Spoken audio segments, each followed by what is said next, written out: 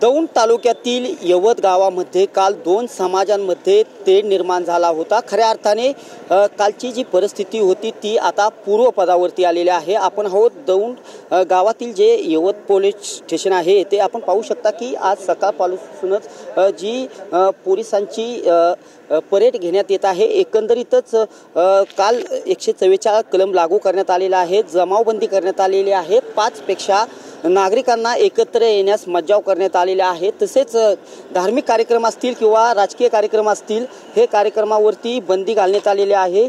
साहजिकच ही जमावबंदी 1 ऑगस्ट ते 3 ऑगस्ट या कालावधीत राहणार आहे आणि शाळांना देखील सुट्टी देण्यात आलेली आहे। परंतु ज्या ठिकाणी गर्दीची जास्तीत जास्त ठिकाणे आहेत अशा ठिकाणी पोलिसांचा मोठा बंदोबस्त ठेवण्यात आलेला आहे। त्याचीच पूर्वतयारी म्हणून आपण पाहू शकता की येथे यवत पोलीस स्टेशनच्या मध्ये सध्या पोलिसांचं परेड घेण्यात येत आहे आणि मोठ्या प्रमाणावरती जे यवत गावातील जे पोलीस आहेत अनेक ठिकाणी ज्या गर्दीचे ठिकाण आहेत तेथे तैनात केले आलेले आहेत। एकंदरीतच कालची जी परिस्थिती आहे ही पूर्णतः निवळलेली आहे आणि कालच जे कोल्हापूर परिक्षेत्राचे जे महासंचालक आहेत सुनील फुलारी यांनी पत्रकार परिषदेमध्ये काल संपूर्ण ज्या दिवसाची माहिती दिली होती, कोणत्या स्वरूपाच्या ज्या घटना घडल्या होत्या याची सविस्तर माहिती त्यांनी मांडली होती। उपमुख्यमंत्री अजित पवार यांनी देखील काल येथे अधिकाऱ्यांशी चर्चा केली आणि योग्य त्या सूचना दिल्या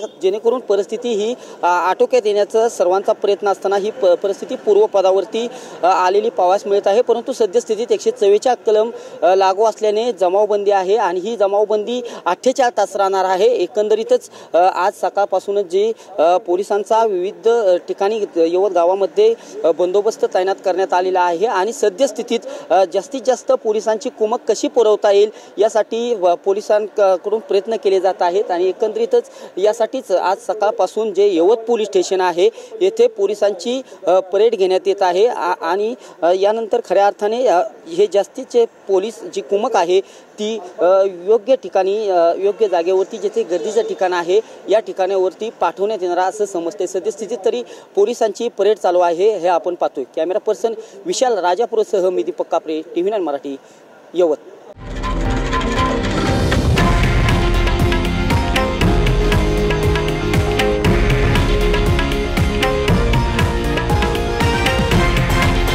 हे आहे देशातील नंबर 1 न्यूज नेटवर्क आणि आपण पाहत आहात TV9 मराठी, एकमेव।